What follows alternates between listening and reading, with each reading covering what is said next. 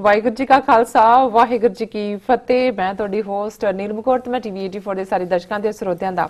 ਦਿਲੀ ਸਵਾਗਤ ਕਰਦੀ ਹਾਂ ਪ੍ਰੋਗਰਾਮ ਸੱਚੋ ਸੱਚ ਵਿੱਚ, ਜਿਹੜੇ ਇਸ ਪ੍ਰੋਗਰਾਮ ਨਾਲ ਦੇਸ਼ਾਂ ਵਿਦੇਸ਼ਾਂ ਤੋਂ ਜੁੜ ਚੁੱਕੇ ਨੇ। ਖਾਲਸਾ ਅਫੇਅਰ ਸੈਂਟਰ ਦੇ ਸੰਚਾਲਕ ਡਾਕਟਰ ਅਮਰਜੀਤ ਸਿੰਘ ਜੀ ਰੋਜ਼ਾਨਾ ਦੀ ਤਰ੍ਹਾਂ ਸਟੂਡੀਓ ਵਿੱਚ ਮੇਰੇ ਨਾਲ ਸ਼ਾਮਲ ਨੇ। ਆਓ ਨਾ ਮਿਲ ਕੇ ਅੱਜ ਦੀਆਂ ਵਿਚਾਰ ਚਰਚਾਵਾਂ ਕਰਦੇ ਹਾਂ।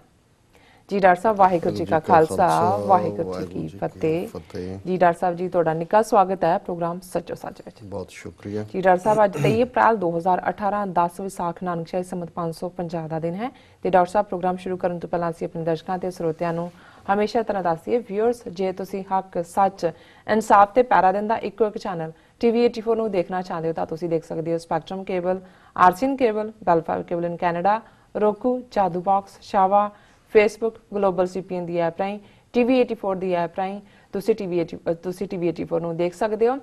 ਵਿਊਅਰਸ, ਜੇ ਤੁਸੀਂ ਪ੍ਰੋਗਰਾਮ ਸੱਚੋ ਸੱਚ ਨਾਲ ਜਾਂ TV 84 ਨਾਲ ਫੇਸਬੁੱਕ ਰਾਹੀਂ ਜੁੜੇ ਹੋ ਤਾਂ ਇਸ ਨੂੰ ਵੱਧ ਤੋਂ ਵੱਧ ਲਾਈਕ ਕਰੋ ਤੇ ਸ਼ੇਅਰ ਕਰੋ। ਸ਼ੁਕਰੀਆ, ਮਿਹਰਬਾਨੀ ਜੀ। ਡਾਕਟਰ ਸਾਹਿਬ, ਜਿਸ ਤਰ੍ਹਾਂ ਕਿ ਅਸੀਂ ਅੱਜ ਇਸ ਵੀਕ ਦਾ ਪਹਿਲਾ ਪ੍ਰੋਗਰਾਮ ਸ਼ੁਰੂ ਕਰਨ ਜਾ ਰਹੇ ਹਾਂ ਤੇ ਜੋ ਆਪਾਂ ਹਮੇਸ਼ਾ ਹੀ ਤੋਂ ਜਾਣਨਾ ਚਾਹੁੰਦੇ ਹਾਂ ਕਿ ਤੁਹਾਡਾ ਵੀਕਐਂਡ ਕਿੱਥੇ ਗੁਜ਼ਰਿਆ, ਕਿੱਦਾਂ ਗੁਜ਼ਰਿਆ, ਇਸ ਬਾਰੇ ਤੁਹਾਡੇ ਵਿਚਾਰ ਜਾਣੇ ਚਾਹਾਂਗੇ। ਉਸ ਤੋਂ ਬਾਅਦ ਨਾਲ ਹੀ ਅੱਜ ਦਾ ਜੋ ਅਹਿਮ ਇਸ਼ੂ ਹੋਵੇਗਾ। ਜੀ ਡਾਕਟਰ ਸਾਹਿਬ, ਦੇਖੋ, ਪ੍ਰੋਗਰਾਮ ਦੀ ਸ਼ੁਰੂਆਤ ਤੋਂ ਪਹਿਲਾਂ ਅਸੀਂ ਉਸ ਘਟਨਾ ਦੇ ਲਈ ਦੁੱਖ ਵੀ ਮਹਿਸੂਸ ਕਰਦੇ ਹਾਂ, ਨਖੇਦੀ ਵੀ ਕਰਦੇ ਹਾਂ। ਅਜੇ ਖਬਰ ਦਾ ਪੂਰਾ ਵੇਰਵਾ ਤਾਂ ਨਹੀਂ ਆਇਆ, ਪਰ ਜਿਹੜੀਆਂ ਮੁੱਢਲੀਆਂ ਖਬਰਾਂ ਨੇ, ਟੋਰਾਂਟੋ ਦੇ ਵਿੱਚ ਯੋਂਗ ਸਟਰੀਟ ਦੇ ਉੱਤੇ ਇੱਕ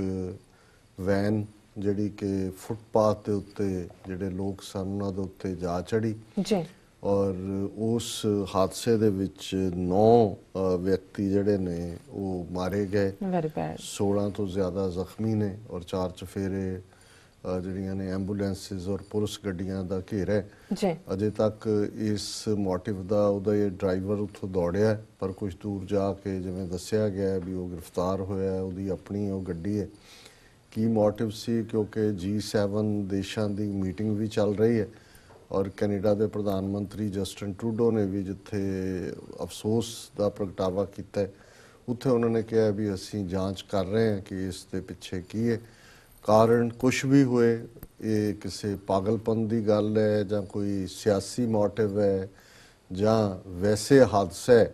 ਇਹ ਤਾਂ ਜਦੋਂ ਇਨਵੈਸਟੀਗੇਸ਼ਨ ਹੋਏਗੀ ਸਾਹਮਣੇ ਗੱਲ ਆਏਗੀ। ਲੇਕਿਨ ਇਹ ਇੱਕ ਬੜੀ ਦਰਦਨਾਕ ਘਟਨਾ ਹੈ ਔਰ ਜਦੋਂ ਅਸੀਂ ਕਿਸੇ ਵੀ ਇਸ ਕਿਸਮ ਦੀ ਘਟਨਾ ਵੱਲ ਜਿਹਦੇ 'ਚ ਕਿ ਬੇਗੁਨਾਹ ਭਾਵੇਂ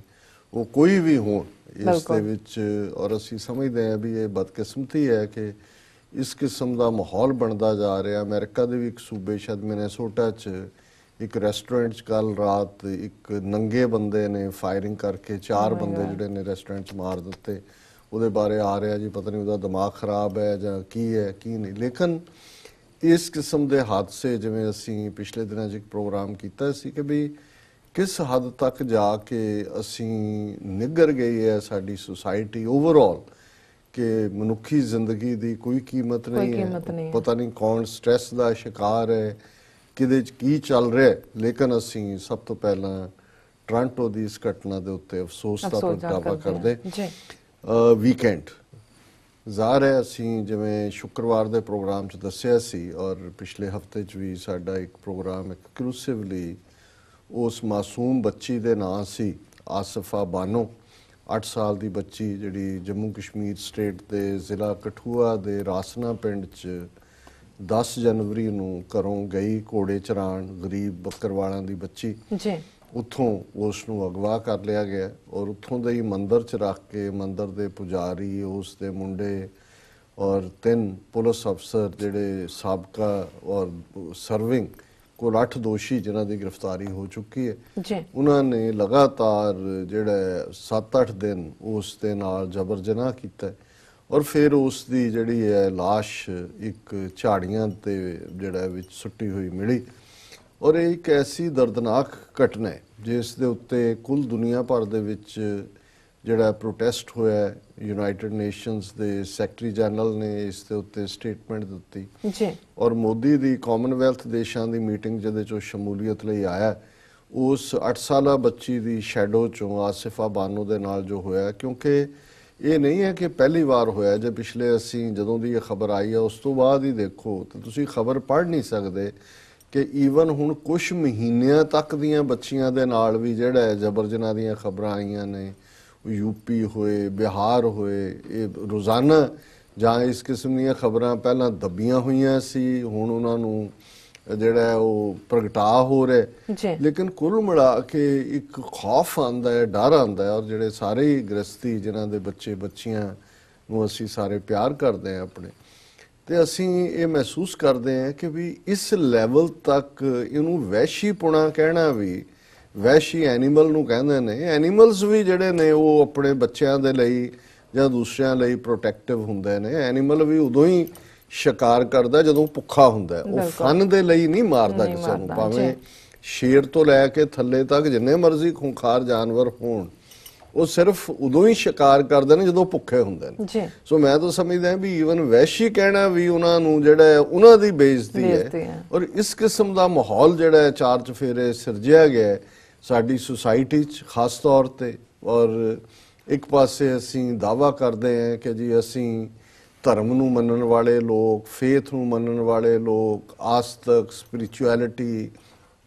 ਈਸਟ ਦੇ ਅਸੀਂ ਗੁਰੂ ਹਾਂ। ਅਸੀਂ ਦੁਨੀਆ ਨੂੰ ਜਿਹੜਾ ਹੈ ਉਹ ਵਿਦਾਂਤ ਦਿੱਤਾ ਹੈ, ਅਸੀਂ ਦੁਨੀਆ ਨੂੰ ਫਿਲਾਸਫੀ ਦਿੱਤੀ, ਅਸੀਂ ਦੁਨੀਆ ਨੂੰ ਬੁੱਧ ਧਰਮ ਦਿੱਤਾ ਹੈ। ਲੇਕਿਨ ਅੱਜ ਸਾਡੀ ਸੁਸਾਇਟੀ 'ਚ ਇਸ ਕਦਰ ਹਿੰਸਾ,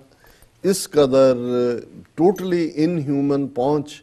ਔਰ ਜਿੱਥੇ ਜੇ 80% ਉਸ ਮੁਲਕ ਦੇ ਵਿੱਚ ਹਿੰਦੂ ਧਰਮ 'ਚ ਯਕੀਨ ਰੱਖਣ ਵਾਲੇ ਲੋਕ ਨੇ, ਔਰ ਇਹ ਬੜੇ ਫਖਰ ਨਾਲ ਕਿਹਾ ਜਾਂਦਾ ਹੈ ਕਿ ਜੀ ਅਸੀਂ ਤਾਂ ਜਿਹੜਾ ਉਹ ਉਹਨਾਂ ਨੂੰ ਦੇਵੀ ਮੰਨਦੇ। ਔਰ ਅੱਜ ਵੀ, ਔਰ ਟ੍ਰਿਬਿਊਨ ਦਾ ਇੱਕ ਐਡੀਟੋਰੀਅਲ ਵਿੱਚ ਉਹਨੇ ਕਿਹਾ ਜੀ ਸਿਰਫ ਇਹ ਕੰਜਕਾਂ ਜਿਹੜੀਆਂ ਨੇ ਇਹ ਦੁਰਗਾ ਪੂਜਨ ਵਾਲੇ ਦਿਨ ਲਈ ਨੇ। ਉਦੋਂ ਤੁਸੀਂ ਲੱਭਦੇ ਹੋ ਕਿ ਜੀ ਛੋਟੀਆਂ ਬੱਚੀਆਂ ਘਰਾਂ 'ਚ 7 ਜਾਂ 8 ਜਿਹੜੇ ਪਾਰਬਤੀ ਦੀਆਂ ਇਨਕਾਰਨੇਸ਼ਨਸ ਮੰਨੀਆਂ ਜਾਂਦੀਆਂ, ਉਹਨਾਂ ਨੂੰ ਸੱਦ ਕੇ ਬੜੀਆਂ ਗਿਫਟਸ ਵੀ ਦਿੱਤੀਆਂ ਜਾਂਦੀਆਂ, ਉਹਨਾਂ ਦੀ ਪੂਜਾ ਕੀਤੀ ਜਾਂਦੀ ਹੈ, ਔਰ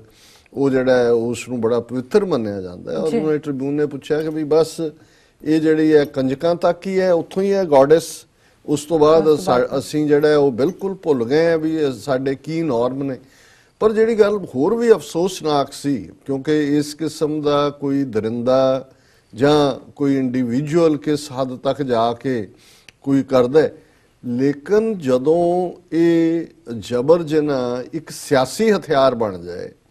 ਔਰ ਸਿਆਸੀ ਹਥਿਆਰ ਦੇ ਤੌਰ ਤੇ ਅਸੀਂ ਜਿਵੇਂ ਅੱਗੇ ਵੀ ਕਿਹਾ ਸੀ ਕਿ ਨਵੰਬਰ 84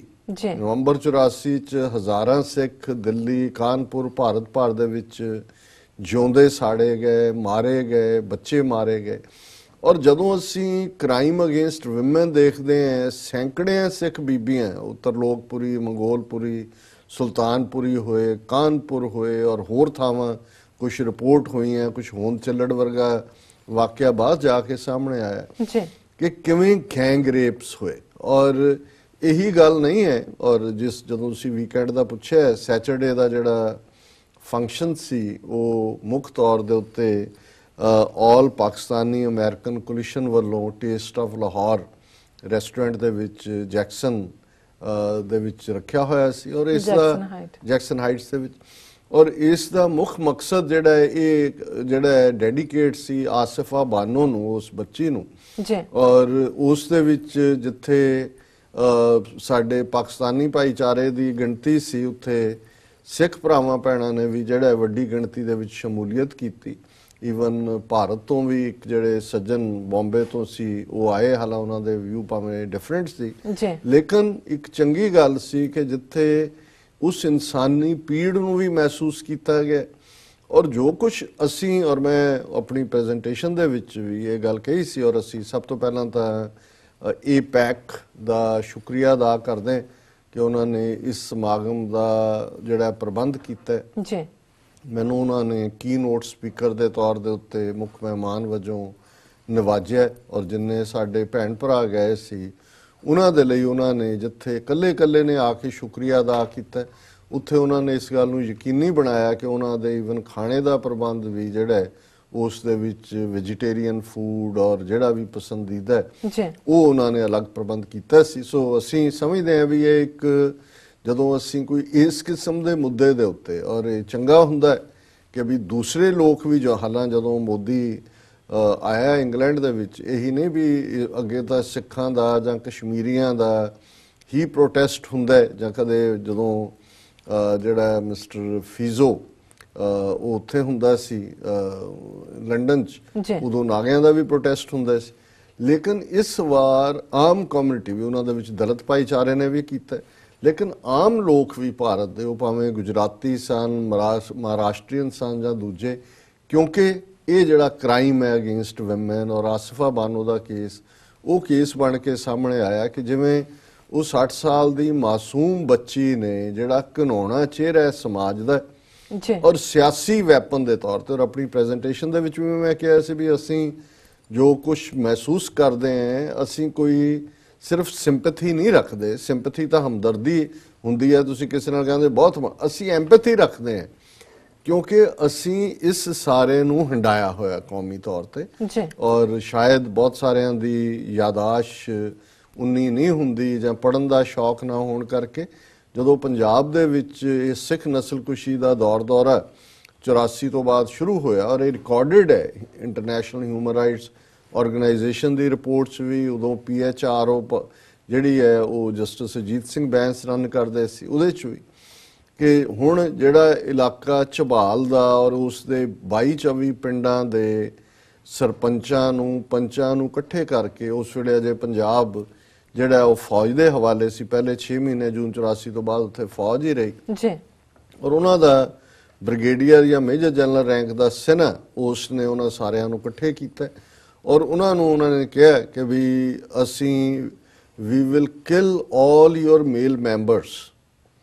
and will confine your women to our cantonments and breed a new race which will be loyal to India। ਕਿ ਅਸੀਂ ਤੁਹਾਡੇ ਬੰਦੇ ਸਾਰੇ ਮਾਰ ਦਿਆਂਗੇ, ਤੁਹਾਡੀਆਂ ਔਰਤਾਂ ਨੂੰ ਆਪਣੀਆਂ ਫੌਜੀ ਛਾਉਣੀਆਂ 'ਚ ਰੱਖਾਂਗੇ ਔਰ ਇੱਕ ਨਵੀਂ ਨਸਲ ਪੈਦਾ ਕਰਾਂਗੇ ਜਿਹੜੀ ਕਿ ਭਾਰਤ ਨੂੰ ਲਾਇਲ ਹੋਏ, ਉਹਦੇ ਨਾਲ ਵਫਾਦਾਰ ਹੋਵੇ। ਸੋ ਜ਼ਾਹਰ ਹੈ ਜਦੋਂ ਇਸ ਕਿਸਮ ਦੀ ਸਟੇਟਮੈਂਟ ਔਰ ਇਸ ਕਿਸਮ ਦੇ ਵਾਕਿਆ ਪੰਜਾਬ ਦੇ ਵਿੱਚ ਕੋਈ ਥੋੜੇ ਨਹੀਂ ਹੋਏ, ਵੱਖਰੀ ਗੱਲ ਹੈ ਕਿ ਬਹੁਤ ਵਾਰ ਸ਼ਰਮ ਦੇ ਮਾਰਿਆਂ ਮੁੜ ਕੇ ਸਮਾਜ ਐਕਸੈਪਟ ਨਹੀਂ ਕਰਦਾ। ਈਵਨ ਹੁਣ ਜਿਹਨਾਂ ਘਰਾਂ ਦੀਆਂ ਬੀਬੀਆਂ ਦੇ ਨਾਲ ਵੀ ਇਹ ਹੋਇਆ, ਬਹੁਤ ਸਾਰੀਆਂ ਵਿਚਾਰੀਆਂ ਉਹੀ ਮਰ ਗਈਆਂ ਗਮ ਦੇ ਨਾਲ, ਕੁਛ ਦੀ ਕਦੇ ਜ਼ੁਬਾਨ ਹੀ ਨਹੀਂ ਖੁੱਲੀ। ਪਰ ਇਹਦੇ 'ਚ ਕੋਈ ਸ਼ੱਕ ਨਹੀਂ ਹੈ ਕਿ ਜਿਹੜੀ ਬੀਬੀ ਵੀ ਹਵਾਲਾਤ ਦੇ ਵਿੱਚ ਪੁਲਿਸ ਕਸਟਡੀ ਜਾਂ ਫੌਜ ਦੀ ਕਸਟਡੀ 'ਚ ਰਹੀ, ਉਹ ਇਸ ਕਿਸਮ ਉਹ ਬੇਪਤ ਹੋਈ ਔਰ ਉਸ ਦੇ ਨਾਲ ਇਹੀ ਕੁਛ ਹੋਇਆ। ਹੁਣ ਜਦੋਂ ਅਸੀਂ, ਕਿਉਂਕਿ ਜੇ ਇਹਨੂੰ ਤੁਸੀਂ ਸਿਰਫ ਇੱਕ ਬੱਚੀ ਦੇ, ਮਾਸੂਮ ਬੱਚੀ ਦੇ ਜਬਰ ਜਨਾਹ ਨਾਲ ਦੇਖੋ ਤਾਂ ਇਹ ਗੱਲ ਡਿਫਰੈਂਟ ਹੋਣੀ ਸੀ। ਉਸ ਤੁਸੀਂ ਮਨੁੱਖੀ ਸੁਸਾਇਟੀ ਦੀ ਡੀਜਨਰੇਸ਼ਨ ਦੀ ਗੱਲ ਕਰਦੇ, ਪਰ ਇਹ ਪੋਲੀਟੀਕਲੀ ਮੋਟੀਵੇਟਡ, ਜਦੋਂ ਅਸੀਂ ਕਹਿੰਦੇ ਹਾਂ ਕਿ ਪੰਜਾਬ ਦੇ ਵਿੱਚ ਜਦੋਂ ਔਰਤ ਨੂੰ ਐਜ਼ ਏ ਵੈਪਨ ਉਹਨਾਂ ਨੇ ਯੂਜ਼ ਕੀਤਾ, ਬੰਦੇ ਜਿਹੜੇ ਨੇ ਜਿਨ੍ਹਾਂ ਦੇ ਘਰਾਂ ਦੇ ਭਗੌੜੇ ਸੀ, ਉਹਨਾਂ ਦੀਆਂ ਵਾਈਵਸ ਨੂੰ, ਭੈਣਾਂ ਨੂੰ ਲਿਆ ਕੇ ਥਾਣਿਆਂ 'ਚ, ਇਹ ਇੱਕ ਪੋਲੀਟੀਕਲ ਵੈਪਨ ਸੀ ਸਾਇਲੈਂਟ ਕਰਨ ਦੇ ਲਈ, ਕਿਉਂਕਿ ਸਾਡੇ 'ਚ ਸਮਾਜ 'ਚ ਔਰਤ ਦੇ ਨਾਲ ਆਨਰ ਜੁੜਿਆ ਹੋਇਆ। ਔਰ ਜੋ ਕੁਛ ਆਸਿਫਾ ਬਾਨੋ ਦੇ ਨਾਲ ਹੋਇਆ, ਔਰ ਇਹ ਫੈਕਟਸ ਜਿਹੜੇ ਨੇ ਕੋਈ ਇਹ ਨਹੀਂ ਹੈ ਕਿ ਕੋਈ ਕਨਕੌਕਟਡ ਸਟੋਰੀ ਹੈ। ਜਦੋਂ ਅਸੀਂ ਜਿਹੜੀ ਚਾਰਜ ਸ਼ੀਟ ਫਾਈਲ ਕੀਤੀ ਗਈ ਔਰ ਇਹ ਸਾਰੇ 7-8 ਜਿਹੜੇ ਨੇ ਹੁਣ ਬਿਹਾਈਂਡ ਬਾਰਸ ਨੇ, ਉਹਦੇ 'ਚ ਗੱਲ ਬੜੀ ਸਪਸ਼ਟਤਾ ਦੇ ਨਾਲ ਹੈ। ਆਸਿਫਾ ਬਾਨੋ ਦਾ ਸਬੰਧ ਇੱਕ ਬੜੇ ਗਰੀਬ ਕਬੀਲਾ ਜਿਨ੍ਹਾਂ ਨੂੰ ਬੱਕਰਵਾਲ ਕਹਿੰਦੇ ਨੇ, ਉਹ ਬੱਕਰੀਆਂ ਚਾਰਦੇ ਨੇ ਔਰ ਇਹ ਗੁੱਜਰਾਂ ਦਾ ਹੀ ਹੈ, ਪਰ ਗੁੱਜਰਾਂ ਤੋਂ ਵੀ ਗਰੀਬ ਔਰ ਇਹ ਬਹੁਤ ਗਰੀਬ ਪਰਿਵਾਰ ਦੀ ਬੱਚੀ। ਹਾਲਾਂ ਜਿਹੜੀ ਗੱਲ ਇਸ ਸਮਾਗਮ ਦੇ ਵਿੱਚ ਵੀ ਸਾਹਮਣੇ ਆਈ ਕਿ ਆਲਰੇਡੀ ਉਹਨਾਂ ਦੇ 2 ਬੱਚੇ ਕਿਸੇ ਹਾਦਸੇ ਦਾ ਸ਼ਿਕਾਰ ਹੋਏ ਸੀ ਔਰ ਉਹਨਾਂ ਨੇ ਆਪਣੀ ਭੈਣ ਦੀ ਬੱਚੀ ਲੈ ਕੇ ਇਹਦੀ ਮਾਂ ਨੇ ਇਹਨੂੰ ਪਾਲਿਆ ਸੀ। ਔਰ ਇਹ ਜਿਹੜੀ ਹੈ ਹੁਣ ਬੱਕਰਵਾਲ ਜਿਹੜੇ ਨੇ, ਕਿਉਂਕਿ ਇਹ ਨੋਮੈਡਿਕ ਟਰਾਈਬ ਨੇ,